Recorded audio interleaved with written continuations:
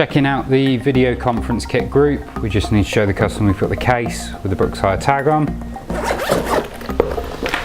First thing to show them in the set is the checklist of all the bits, which lives in that top pocket. The Logitech webcam with our markings and the Velcro tie-on with no major damage to it. The Jabra mic, which lives in its own little case. Unzip that, got the case and the Jabra mic itself, which the cable wraps up, and again just show the customer there's no damage to the Jabra mic. Pop that back in its case.